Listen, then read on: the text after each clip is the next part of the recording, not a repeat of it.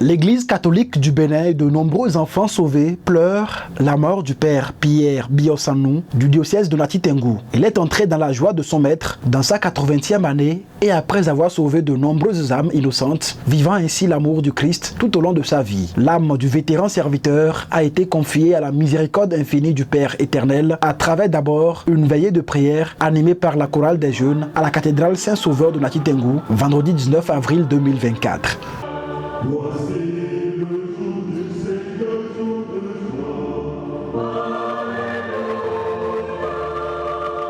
Tout comme le Fils qui s'offre à Dieu son Père dans le sacrifice eucharistique, nous allons remettre en cette messe notre Père Pierre Biosanou entre les mains du Père éternel.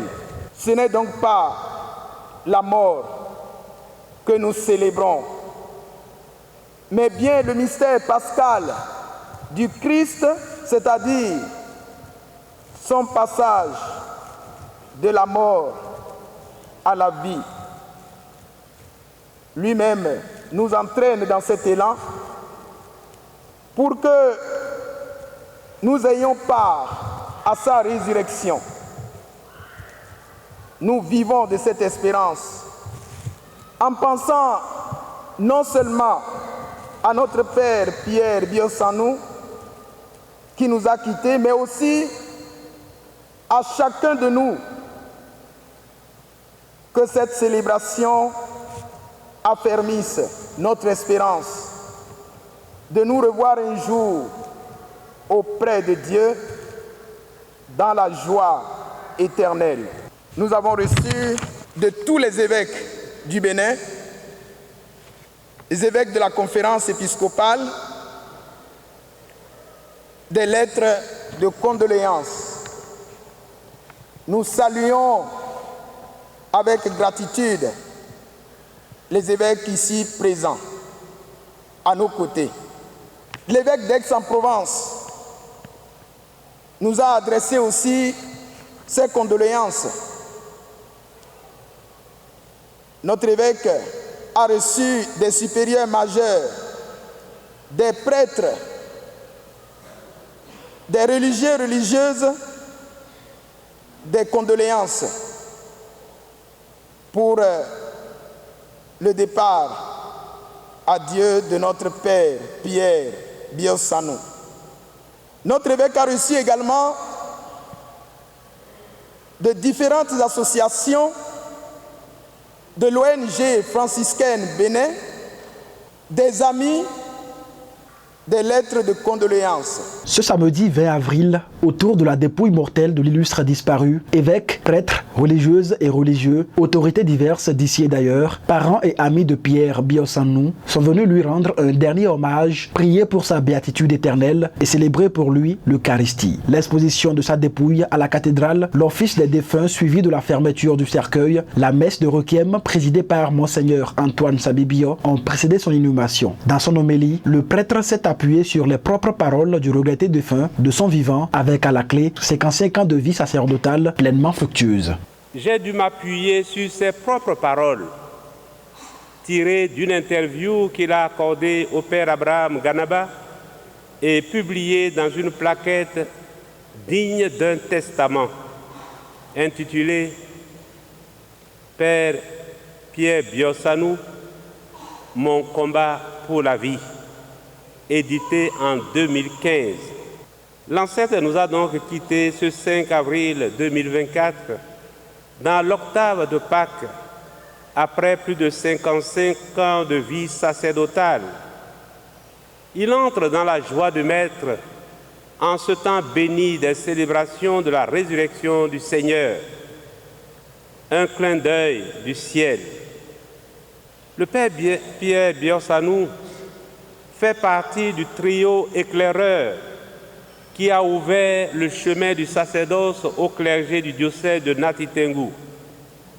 Il s'agit du trio formé par le Père Lucien Chameni, premier prêtre du grand diocèse de Nati-Tengou, actuellement Djougou et Nati-Tengou, ordonné le 5 juillet 1964, le Père Mathieu Wanibini, ordonné le 28 décembre 1968, et bien sûr le père Pierre Biosanou, ordonné le 27 décembre 1969. C'étaient les 3 prêtres africains du diocèse en 1970. Les 3 ont marqué positivement l'imaginaire de ces jeunes frères que nous étions en cette période où, dans notre région, il était encore courant d'entendre dans certains villages si un noir pouvait être prêtre. Nous n'avons pas eu à aller trop loin pour nous le confirmer. Ces 3 mousquetaires étaient à nos yeux des prêtres entièrement consacrés à Dieu, au service de leur peuple dans l'Église catholique. Grâce à eux, nous les plus jeunes, nous savions que devenir prêtre n'était pas chose impossible. Père Pierre portait toujours sur lui un bracelet d'acier sur lequel étaient marqués les noms des 30 premiers enfants qu'il avait sauvés. Des centaines d'enfants Bariba ont été sauvés au mépris de sa vie. En clair, il était le premier homme à lutter ouvertement contre l'infanticide rituel en pays Bariba. Des âmes innocentes, nées avec des dents, désignées sorcières et condamnées à mort. À côté de ce combat, mené contre ces pratiques mortifères, le prêtre a volé au secours de plus d'un. Son objectif était de faire reconnaître qu'aucun mode de naissance ne saurait donner lieu à une discrimination pouvant conduire à un meurtre. Toute vie humaine est sacrée et a droit d'être protégée. C'est pourquoi, souvent, avec les larmes aux yeux, quand il en parlait, il espérait qu'un jour, tous comprendront et que ces nouveau-nés où ces jeunes enfants, dits sorciers, pourront vivre tranquillement sans avoir peur et que les auteurs de ces crimes sortiront de leur erreur et de la peur morbide et irrationnelle qui est en eux.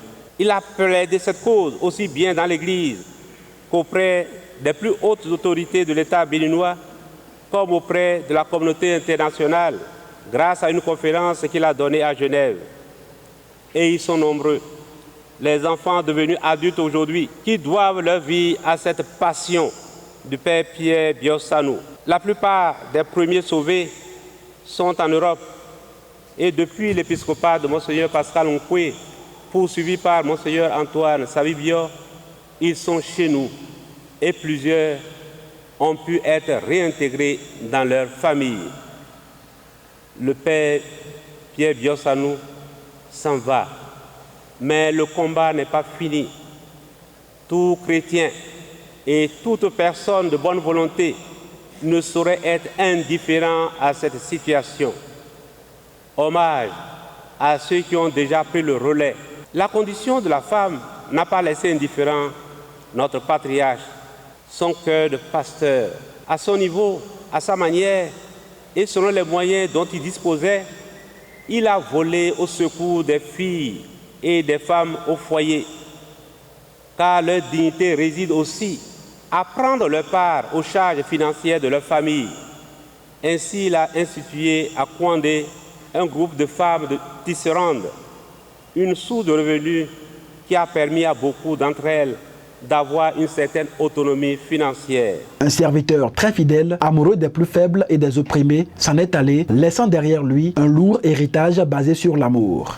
Le père Pierre n'est pas issu d'une famille chrétienne.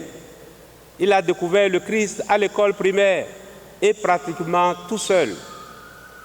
Les premiers contacts avec la foi chrétienne ont révélé la candeur de l'âme du jeune Pierre et aussi son caractère direct et tranché, propre à un petit Bariba. Il s'exprimait ainsi, et je cite la plaquette: « J'ai rencontré Jésus-Christ à travers les livres.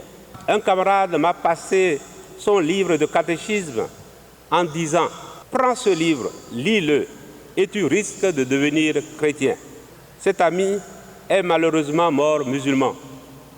Effectivement, je continue, je suis tombé sur cette phrase-ci. Jésus est mort pour nous. Et en mourant, il a dit à son Père, pardonnez-leur, car ils ne savent pas ce qu'ils font.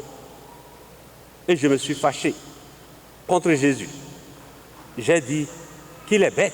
Fin de citation. Même s'il ne partageait pas spontanément la bonté un peu excessive, selon lui, de Jésus, il n'a pourtant pas cessé de le trouver bien sympathique et attrayant. Il poursuivit en ces termes, je cite, « Cette phrase de Jésus, pardonnez-leur car ils ne savent pas ce qu'ils font, m'a poursuivi et hanté jour et nuit jusqu'à m'arracher le sommeil. » Et il dira plus tard, « Si je me suis engagé dans l'Église et si je suis Jésus-Christ, c'est parce qu'il m'a aimé jusqu'à mourir pour moi. » Fin de citation. Il était donc convaincu qu'aimer Dieu et Jésus n'était que justice. Ses fils adoptifs lui vouent une profonde reconnaissance pour toutes ses œuvres salvatrices. Il en est de même de toute l'équipe de tournage du film de la réalisatrice française Christine François. Elle a été inspirée par les œuvres de Pierre Biossanou. Christine François a témoigné de cette lutte dans un film intitulé Le secret de l'enfant fourmi qui est sorti au cinéma en France en 2012 et qui a fait le tour du monde des festivals. À en croire la réalisatrice, tous ceux qu'elle rencontrait au sujet de la lutte contre les rejets d'enfants citaient comme référence Pierre Biossanou. Elle est venue pour la première fois au Bénin pour enquêter sur cette question auprès du père défunt. Je me souviendrai toute ma vie de cette rencontre dans sa petite maison à côté de l'hôpital. Il se demandait ce que cette Française lui voulait. Il m'a détaillé son histoire, les premiers enfants adoptés et sauvés, la force des croyances, la complexité et la dangerosité de sa lutte. Pierre a favorisé mes enquêtes, a dévoilé la réalisatrice dans un message d'hommage rendu public au nom de toute l'équipe de tournage du dit film. À sa sortie en France, le film a été très bien accueilli à l'international sur les grandes chaînes de télévision. Tout le monde le regardait avec grand sérieux. La lutte de Pierre était donc reconnue à l'international. Une fierté pour le patriarche. Ma peine est immense, mais ma joie de l'avoir rencontré éclairera ma vie jusqu'au bout, estime la réalisatrice qui a souhaité un repos éternel à son collaborateur. Je l'ai connu depuis 1986. C'est un père qui a beaucoup travaillé. C'est un père qui s'est donné pour sauver les gens. Je ne peux pas me mettre à citer tout ce qu'il a fait. Il a sauvé des enfants, il y a plusieurs enfants qu'il a fait adopter, des enfants qu'on devait tuer, tout ça là, cette lutte-là, il a mené la lutte-là depuis sa jeunesse jusqu'à sa vieillesse. Donc je témoigne, je suis toujours avec lui, je le connais comme ma poche, il me connaît comme sa poche. Donc il ne me cache rien, il ne me cache rien que la terre lui soit légère. Ce vieux-là a servi non seulement pour nous, ses enfants, il a servi pour toute la nation. Les parents ne m'ont pas envoyé à l'école, au fait.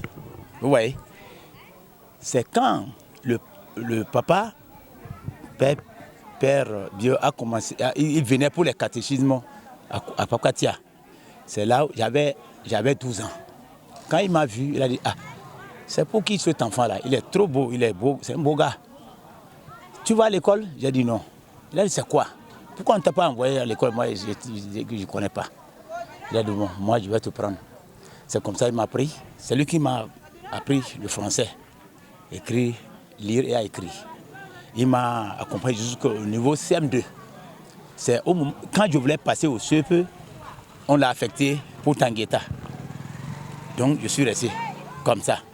Donc un an après, je suis allé me présenter comme un candidat libre. Et que ça a marché. Bon, c'est comme ça.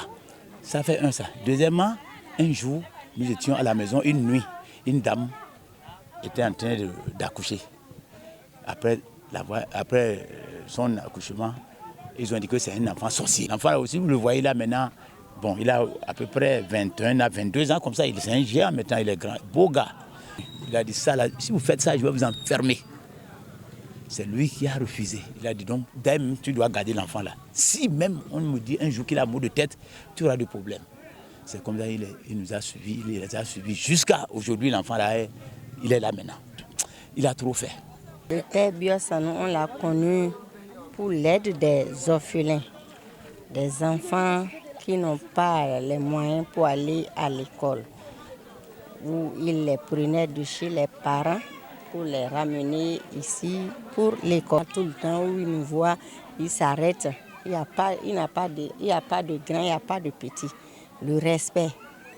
Et surtout, il nous parle de la parole. Les enfants arrachés à la mort sont parfois envoyés dans d'autres familles qui les adoptent. Parmi eux figurent des cadres. Les témoignages sont légion. On se croisait. J'ai travaillé ici comme assistante technique allemande dans le temps, à Kandy, pendant 4 ans.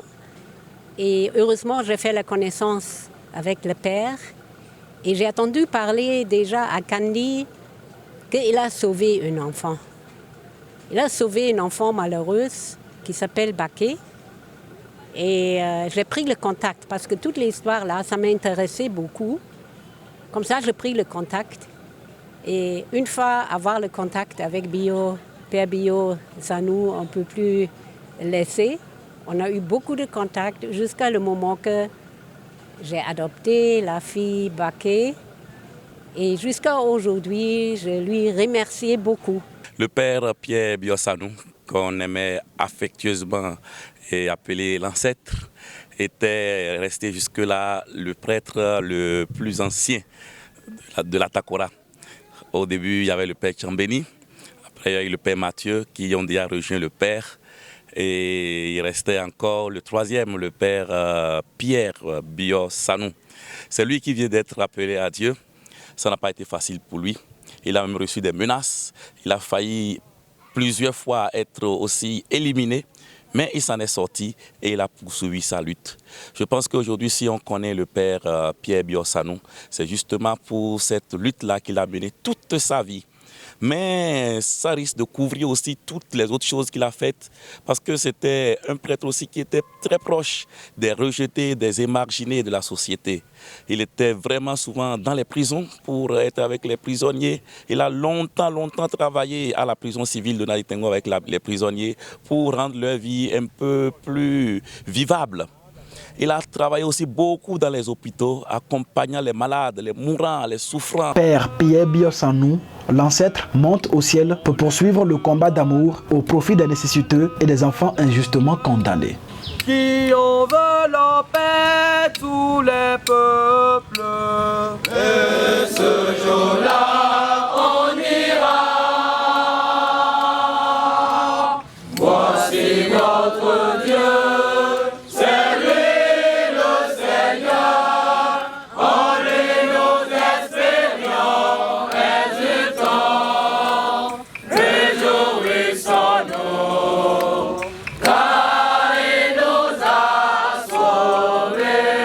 Abonnez-vous à la chaîne MP Vision TV et activez la cloche de notification pour ne plus rater nos vidéos.